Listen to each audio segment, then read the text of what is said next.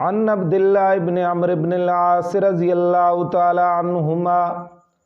حضرت عبداللہ بن عمر بن عاص رضی اللہ تعالی عنہما سے روایت ہے، وہ فرماتے ہیں قال رسول اللہ صلی اللہ علیہ وسلم کہ امام الانبیاء پیغمبر صلی اللہ تعالی علیہ وسلم نے فرمایا من احب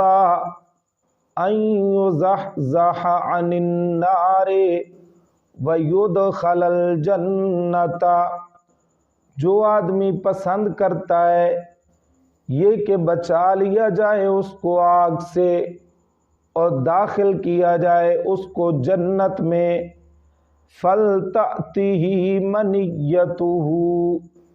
پس چاہیے کہ اس کو موت اس حال میں آئے،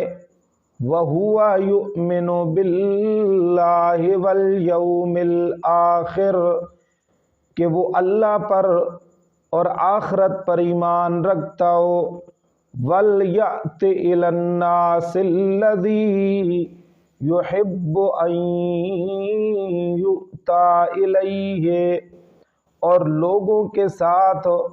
وہ برتاؤ کرے جو اپنے لیے پسند کرتا ہے۔ تو یہ آدمی جو اللہ پر ایمان رکھتا ہوا، آخرت پر ایمان رکھتا ہوا دنیا سے رخصت ہوا، اور اسی طرح اس پر موت اس حالت میں آئی کہ وہ لوگوں کے ساتھ وہ برتاؤ کرتا تھا جو برتاؤ وہ اپنے لیے پسند کرتا تھا، تو اللہ تبارک و تعالیٰ کے پاک نبی صلی اللہ تعالی علیہ وسلم نے فرمایا یہ آدمی جہنم سے بچا لیا جائے گا اور جنت میں داخل کیا جائے گا،